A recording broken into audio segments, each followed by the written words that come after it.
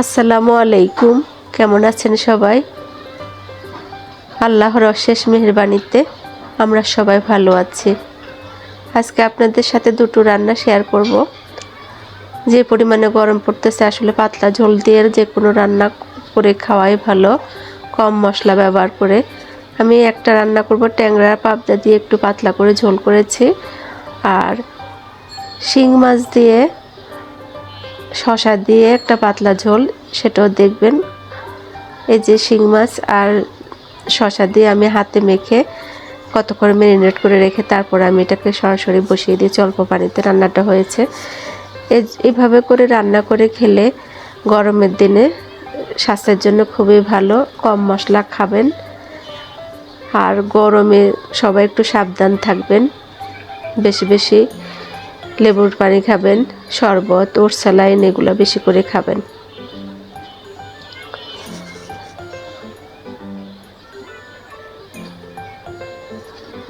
প্রথমে শিঙি মাছ দুটোকে আমি এখানে দুটো শিঙি মাছ নিয়েছি অল্প পরিমাণে। আসলে এই রান্নাটা আমার হাজব্যান্ডের জন্যই, ও শিঙি মাছ পছন্দ করে, আমরা ওভাবে পছন্দ করি না, ওর জন্যে আমি রান্নাটা করব। শিঙি মাছগুলোকে ভালো করে পরিষ্কার করে নিয়ে ছোট ছোট পিস করে কেটে নিয়েছি। তারপর অল্প একটু পেঁয়াজ বাটা দিলাম, এরপর একটুখানি রসুন বাটা, হাফ চামচের মতো রসুন বাটা, হাফ চামচের মতো পেঁয়াজ বাটা দিয়েছি, আর দুটো পেঁয়াজকে আমি কুচি করে দিয়েছি।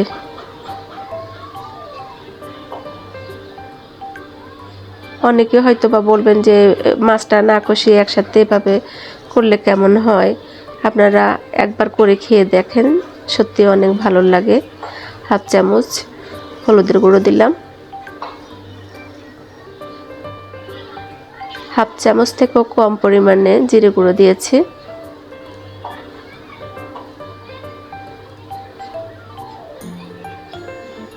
এই রান্নাগুলো আমার মা করে। আমার মা এই গরমের দিনে বেশি এই রান্নাগুলোই করে, বলে যে এটা স্বাস্থ্যের জন্য ভালো।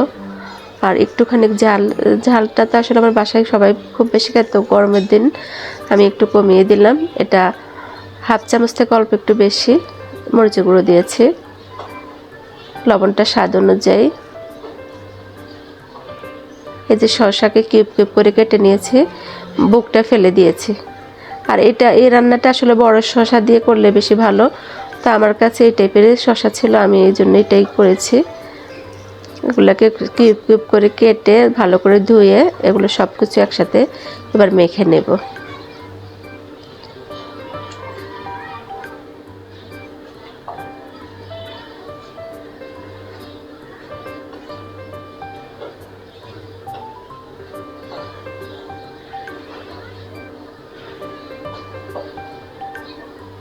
অল্প পরিমাণে তেল আমি এটাতে ভাগা বা ফোড়ন যেটাকে বলি ওটা ফোড়ন দিব, সেজন্য আমি তেলের পরিমাণটা কম দিয়েছি।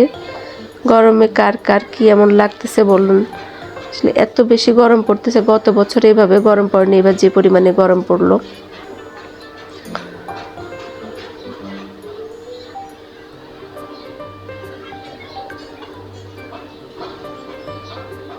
রোজাতে একটু বেশি অসুস্থ ছিলাম, তো সেজন্য ভিডিওটা কন্টিনিউ করতে পারিনি। ইনশাল্লাহ এখন থেকে ভিডিও কন্টিনিউ করব, আপনারাও দেখবেন। এটাকে আমি আধা ঘন্টার জন্য ম্যারিনেট করে রেখেছি। তবে এই রান্নাটাতে আমি তো সয়াবিন তেল ইউজ করেছি, আপনারা এটাতে সরিষার তেলও ইউজ করতে পারেন, তাও ভালো হবে। আমি সরাসরি এবার পাতিলে ঢেলে নিলাম। এখানে আমি বাটি ধুয়ে অল্প একটু পানি দিয়েছি।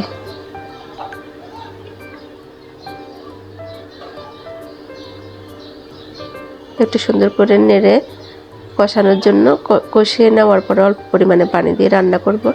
এই রান্নাটা আপনারা রুই মাছ দিয়েও শসা দিয়ে করতে পারেন, তবে শিঙি মাছ দিয়ে করলেও টেস্ট লাগে, ভালোই লাগে।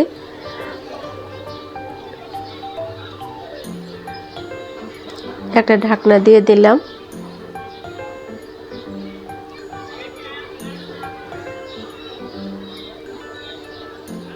আমরা যারা গৃহিণী আসলে আমরা পাকঘরে না গিয়ে উপায় নেই, আমাদের রান্না করতে হবে। খেতে হলে তো রান্না করতে হবে, বাসার সবার জন্যই করতে হয়। এটা খুবই কষ্টকর। আর এই সময় বেশি বেশি পরিমাণে ওর স্যালাইন বা লেবুর শরবত এগুলো খাবেন। আমি তো রান্না করতে করতে কয়েকবারে আমি আসলে লেবুর শরবত খেয়েছি। আর এত গরম চুলার কাছে তো দাঁড়ানোই যায় না, খুব কষ্ট হয়ে যায়।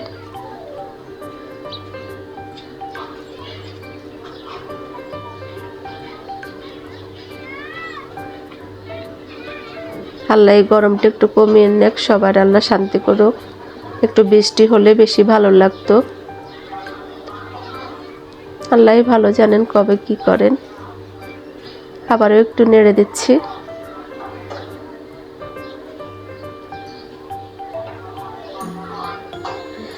আমাদের নোয়াখালীতে এসব মানে শশা জাতীয় বা অন্য কোন এই টাইপের তরকারিগুলোতে একটু নারিকেলের পেস্ট বা নারিকেলের দুধ দেয়। আমি গরম বেশি পড়তেছে সেজন্য আমি আর নারিকেলটা ইউজ করলাম না, না হলে আমিও নারিকেল একটু দুধ দিয়ে দিই, বা পেস্টটা যদি খুব মিহি করে হয় তাহলে টেবিল চামচের 2 চামচ মতো ইউজ করলাম এখানে, কিন্তু আমি আজকে করব না, কারণ এত গরমে নারিকেলটা আমি অ্যাভয়েড করতেছি।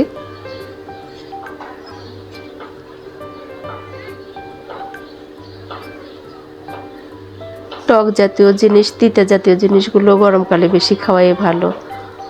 আমি এগুলো রান্না করব। আর টক আম দিয়ে, ডাল মসুর ডাল দিয়ে আম দিয়ে যে ডালটা রান্না করে এটা সবাই জানে, ওটাই আপনাদের সাথে শেয়ার করলাম না, ওটা রান্না করব। যত পারবো মাংসটা অ্যাভয়েড করতে চেষ্টা করতেছি, কারণ এই গরমে মাংসগুলো খাওয়াটা খুব কষ্টকর হয়ে যায়, খুব শরীরের জন্য খুবই খারাপ। তারপর অনেক সময় বাচ্চাদের জন্য আসলে করতে হয়, না করে উপায় না, কিন্তু চেষ্টা করি ওদেরকে আসলে মাছ বা এই ধরনের সবজিগুলো বেশি খাওয়ানোর জন্য। একটা টমেটোকে কিউব করে কেটে দিলাম। স্কিপ করতে পারেন, আমি নারকেল দিলে আর টমেটোটা দিতাম না, কিন্তু নারকেল না দেওয়াতে আমি টমেটোটা ইউজ করেছি। আমি যেসব রান্নাগুলো আপনাদের দেখাই এগুলা সবাই আপনারা জানেন, এখানে নতুন করে শেখানোর মতো কিছুই নেই।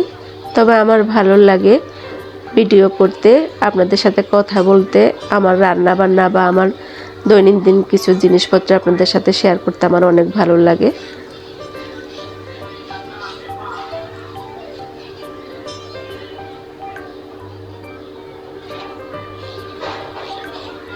এখানে লাইটিংয়ের জন্য কালারটা ঠিকমতো আসছে না।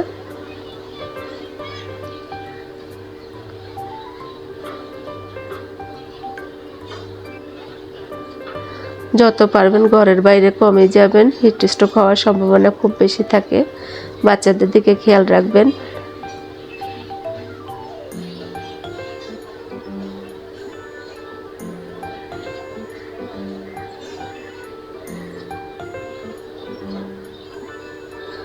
আমি কয়েকদিন আগে আমার বাবাকে নিয়ে একটা ভিডিও শেয়ার করেছি,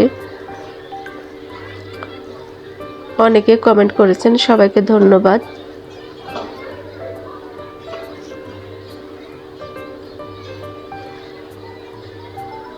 মানুষের জীবনে কত কিছু হয়ে যায়।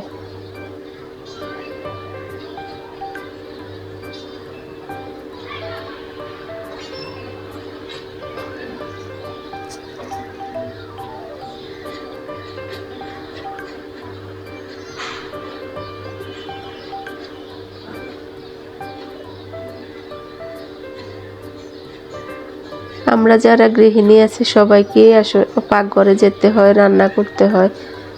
আল্লাহ সবাইকে সুস্থ রাখুক, ভালো রাখুক। আবার একটু নেড়ে দিচ্ছি। আমি এখনো কিন্তু ঝোল ইউজ করিনি, অল্প একটু ঝোলের মধ্যেই রান্নাটা হচ্ছে, পরে আমি পানি ব্যবহার করব, ঝোল দিয়ে দেব। শসা থেকেও পানি বের হয়। এই যে আর একটু তেল দিয়েছি, আমার কাছে মনে হলো তেলের পরিমাণটা এখানে একেবারে কম, আমি ফোড়ন দেব, তারপর আর একটু তেল ইউজ করলাম। এবার পানিটা দিয়ে দিলাম। এটা খুব দ্রুত এই রান্নাটা হয়ে যায়। আপনারাও এইভাবে রান্না করে খেয়ে দেখবেন, অনেক ভালো লাগবে। বিশেষ করে গরমের জন্য ঠান্ডা, এগুলো খেলে পেটটাও ঠান্ডা থাকে, শরীরটাও ভালো থাকে।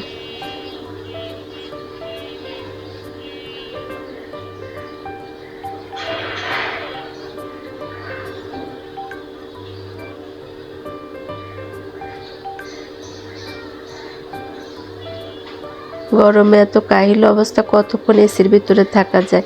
এসি থেকে বের হলে আরও বেশি গরম লাগে, মনে হয় যেন তখন শরীরটা আরও বেশি জ্বলে। আমার তো সকালবেলায় উঠে যখন আমি রান্নাঘরে যাই তখন আমার মনে হয় যেন শরীরটা পুরো জ্বলতে থাকে, কারণ এসি থেকে বের হয়ে যখন ঠান্ডাতে যাই গরমে যাই, ঠান্ডা থেকে বের হয়ে যখন গরমে যাই তখন আরও বেশি খারাপ লাগে। আগে এত গরম পড়তো না, আমরা যখন ছোট ছিলাম কই এত গরম তখন লাগেনি। দিন দিন গরমের পরিমাণটা বাড়তেছে।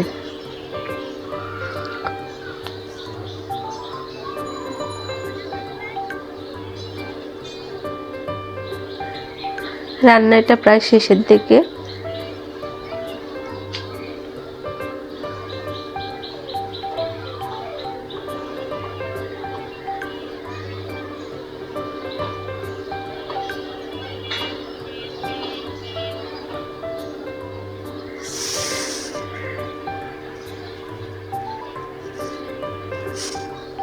এত গরম পড়ে যে বারান্দায় গিয়ে যে কতক্ষণ বসবো বা একটু বাইরে যাব সে উপায় নেই। তবে আজকে আমার একটু বাইরে যেতে হবে, কারণ আমি অনেক দিন থেকে আমার মায়ের বাসা যাওয়া হয় না। মায়ের কাছে যাব, কতক্ষণ থেকে আসব।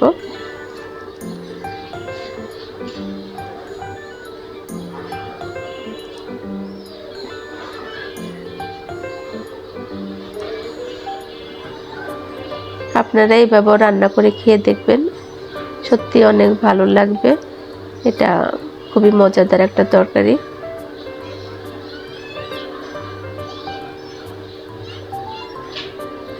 এবার আমি ফোড়ন দেব, সেজন্য আমি রান্নার শেষে আমি একটু ফোড়নটাই দিয়ে দেব। অল্প পরিমাণে তেল লাগবে, আর ছোট্ট একটা পেঁয়াজ কুচি দেব। এখানে রসুন কুচিও ইউজ করতে পারেন, রসুন কুচিটা দিলে একটু গ্রানটা বেশি ভালো হয়। আমি পেঁয়াজ কুচিটাই দিলাম, ছোট্ট একটা পেঁয়াজকে কুচি করে দিয়ে দিলাম। ফোড়ন দিলে যে কোনো তরকারির আসলে স্বাদটা বেড়ে যায়, আমার কাছে ভালো লাগে। আমি মাংস তরকারি তো এইভাবে ফোড়নের মতো করে বেরেস্তাটা দিই, ভালো লাগে আমার এটা।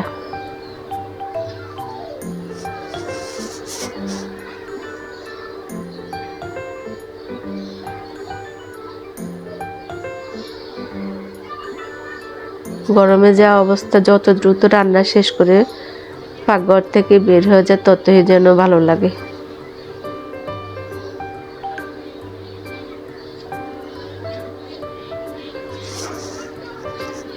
আমার বেশি চিন্তা হয় বয়স্ক যারা বা ছোট বাচ্চাদের জন্য, ওদের জন্য আসলে বেশি চিন্তা লাগে।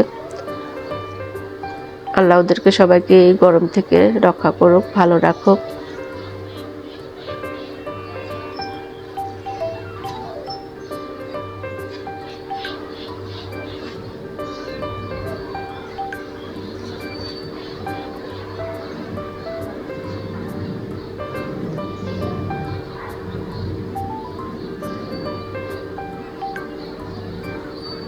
এর বেশি কালো করব না, হালকা যে ভাজা হয়ে গিয়েছে আমি উঠাই নেব। এবার ঢেলে দিলাম তরকারিতে। দেখুন মাশাআল্লাহ তরকারিটা কালারটা অনেক সুন্দর হয়েছে, খেতেও অনেক ভালো লেগেছে। বিশেষ করে গরমের দিনে আপনারা এইভাবে রান্না করে খাবেন, শসা দিয়ে, শিং মাছ বা রুই মাছ, যে মাছ দিয়ে করুন, একটু পাতলা করে ঝোলটা রেখে ফোড়ন দিয়ে খেয়ে দেখবেন, ইনশাল্লাহ আপনাদের ভালো লাগবে। এরপর আমি চলে যাচ্ছি দ্বিতীয় রান্নাতে। এখানে একটা ফ্রাই প্যান বসিয়ে দিলাম, পরিমাণ মতো তেল দিয়ে দিলাম। তেল প্রায় 3 টেবিল চামচের মতো এখানে দিয়েছি। তেলটা গরম হলে আমি এই রান্নাটা করব, পাবদা ট্যাংরা মিলানো আমি একটা তরকারি রান্না করব। এটাও পাতলা করে ঝোলটাই করব, কারণ গরমের দিনে ঘন যে কোনো ঝোল বা মশলা, বেশি মশলা জাতীয় খাবার কখনোই খাবেন না। এবার নিজে রান্না করুন বা বাইরের খাবারটা সম্পূর্ণ অ্যাভয়েড করাই ভালো। তারপরে যদি আমরা অনেক সময় যেতে হয় বা বাইরে কোথাও দাওয়াতে গেলাম বা কোথাও রেস্টুরেন্টে গেলাম, সেখান থেকে যতটুকু পারবেন অ্যাভয়েড করবেন মশলা জাতীয় জিনিস থেকে। পাবদা ট্যাংরার এটা পাতলা ঝোলটা হবে। আমি এগুলাকে আগে হাফ ফ্রাই করে নিব, সম্পূর্ণ ফ্রাই করব না।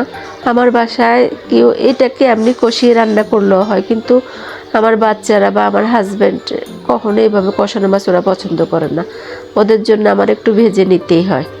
এই মাছগুলো ভেজে নিতে অবশ্যই একটু সরিষার তেল বা সয়াবিন তেলটা মাছের গায়ে মেখে নেবেন, না হলে ফুটে, তাও ফুটে কিন্তু পরিমাণটা একটু কম। আমার তো এই ধরনের মাছ ভাজতে গেলে আমার হাত পোড়া যায়, গায়ে লাগে একদম সব সময়।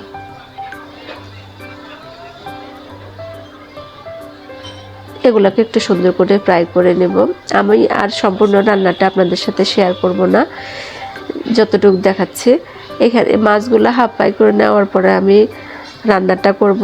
এটাকে শুধু পেঁয়াজ কুচি, অল্প একটু পেঁয়াজ বাটা, রসুন বাটা, জিরে গুঁড়ো, হলুদ মরিচ লবণটা স্বাদ অনুযায়ী দিয়ে আমি এটাকে সুন্দর করে একটু পাতলা ঝোল করে রান্না করে নিব। আপনারা দেখতে থাকুন। আর তারপরে দেখাবো ঢাকার কি অবস্থা, গরমে রোড ঘাটের কি অবস্থা, সেগুলো দেখাবো আপনাদের সাথে।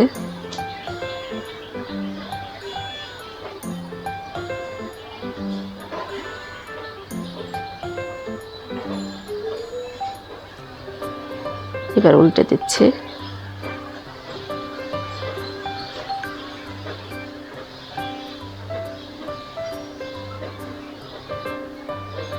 আমার এই চ্যানেলটা রান্না প্লাস ব্লগ আকারে করছি। অনেকে প্রশ্ন করতেছেন রান্নার চ্যানেলে কেন আমি আবার ব্লগ আকার নিচ্ছি, কারণ আমার চ্যানেলটার নামই লেখা ব্লগ আকার, লিপিস কিচেন অ্যান্ড ব্লগ।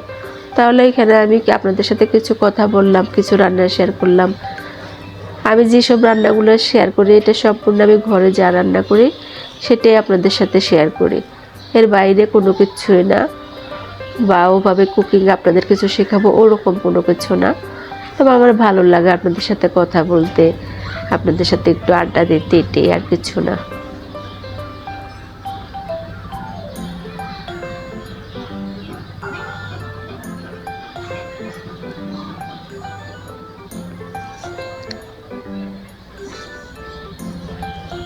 এগুলো হয়ে গিয়েছে, এবার তুলে নেব।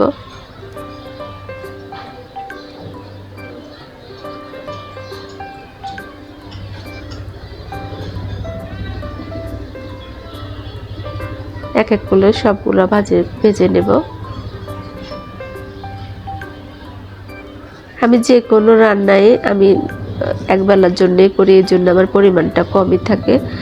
আমি দুই বেলায় আমার রান্না করতে হয়, না হলে আমার বাচ্চারা বা আমার হাজব্যান্ড মানে আগের রান্নাটা খেতে চায় না। ওদের জন্য একটু কষ্ট করে আমি দুই বেলায় রান্না করি, আমার ভালো লাগে। এটাকে এপিট ওপিট করে হালকা করে ভেজে নেব।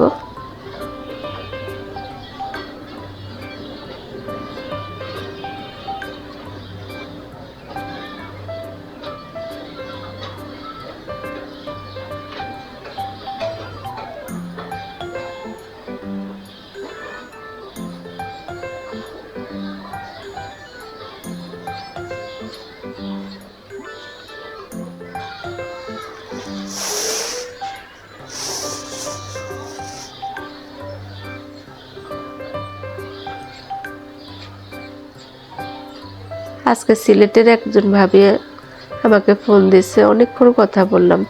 সিলেটে থাকাকালীন অনেক মানুষের সাথে আমার পরিচয় হয়েছে, ওখানে মানুষজনগুলো ভালো।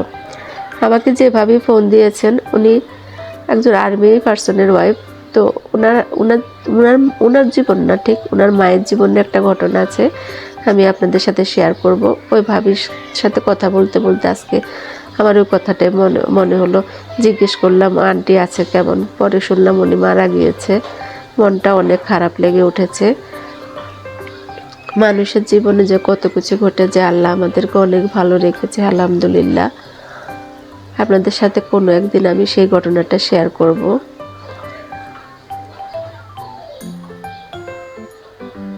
এখানে আমি দুটো পেঁয়াজকে কুচি করে দিয়েছি, 1 চামচ পেঁয়াজ বাটা, হাফ চামচ রসুন বাটা, জিরে গুঁড়ো হাফ চামচ, মরিচ হাফ চামচ থেকে অল্প একটু বেশি, আর হলুদের গুঁড়ো হাফ চামচের মতো দিয়ে আমি মশলাটাকে বসিয়ে দিলাম। সরাসরি আপনাদের ওটা দেখাতে পারিনি।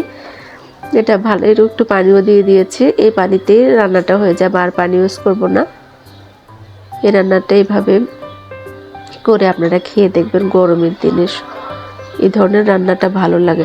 আগে আমিও পছন্দ করতাম না, যে মশলা কম দিয়ে বা ঝাল কম দিয়ে কোনো রান্না আমারও ভালো লাগতো না। কিন্তু গত 2 বছর, বিশেষ করে এই বছর যে পরিমাণে গরম পড়তেছে, মানুষে এভাবে না খেলে উপায় নেই, নাহলে তো পেট খারাপ হবে, শরীর খারাপ হবে, মানুষের অনেক ধরনের সমস্যা হবে, গ্যাস্ট্রিকের সমস্যা হবে।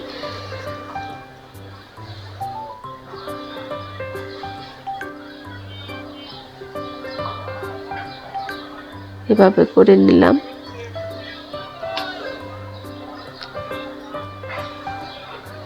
রান্নাটা শেষ করে আমি বাড়িতে নিয়ে নিয়েছি, পুরোটুকু আর দেখালাম না। দেখুন মাশাআল্লাহ কত সুন্দর লাগছে। এটা পাতলা ঝোল হয়েছে। এই রান্নাটা আমার বাচ্চারা খুব পছন্দ করে, আমার 2 ছেলেই খুব পছন্দ করে। ওদের জন্য আমি আসলে এই টাইপের রান্নাটা করি। ওরা কাঁটা জাতীয় মাছগুলো বেশি খেতে চায় না। একটু ধনেপাতার কুচি দিয়ে দিলাম।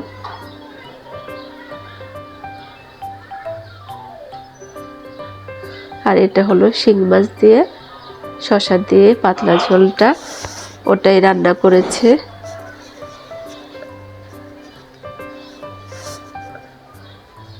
আপনাদের কাছে কেমন লাগলো আজকের রান্নাটা সবাই কমেন্টে জানাবেন। আলহামদুলিল্লাহ খেতে অনেক ভালো হয়েছে। আপনারা এভাবে রান্না করে খাবেন।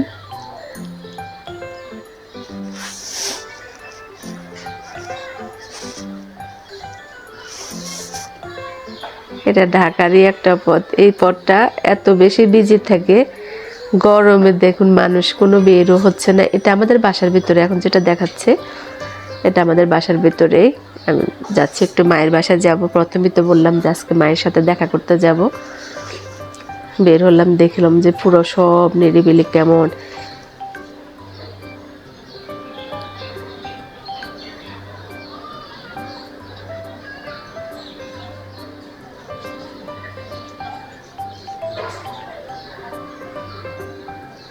আজকে ঢাকার পথঘাট একদম, এই রাস্তাগুলো অনেক মানুষে ভরপুর থাকতো, বা গাড়ি, রিক্সা, ভ্যান এগুলোতে ভরপুর। আজকে তাও তুলনামূলকভাবে অনেক কম। আমি তো অবাক হয়ে গিয়েছি যে এত এত নিরিবিলি, মনে হয় যেন ঈদের ছুটিতে এখনও মানুষ সবাই ঢাকার বাইরে। এই অবস্থা, এত গরম, বলার বাড়ি যে পানি দিচ্ছে। রাস্তা কি করবে, একটু পানি দিলে আবার কতক্ষণ পরে এটা হয়ে যায়। আপনারা দেখতে থাকুন, পথটা ভালো লাগবে আপনাদের কাছে ইনশাল্লাহ। সবাই ভালো থাকবেন। আগামী দিন নতুন আরেকটা ভিডিও নিয়ে আপনাদের সামনে হাজির হব। আমি লিপি, আর আপনারা এতক্ষণ দেখছিলেন লিপিস কিচেন অ্যান্ড ব্লগ। সবাই ভালো থাকবেন, বেশি বেশি লাইক, শেয়ার এবং কমেন্ট করবেন। আপনাদের ভালোবাসা পেলে আমি এগিয়ে যাব। আমার ভালো লাগে আপনাদের সাথে ভিডিও শেয়ার করতে। সবাই ভালোবেসে পাশে থাকবেন। আল্লাহ হাফেজ।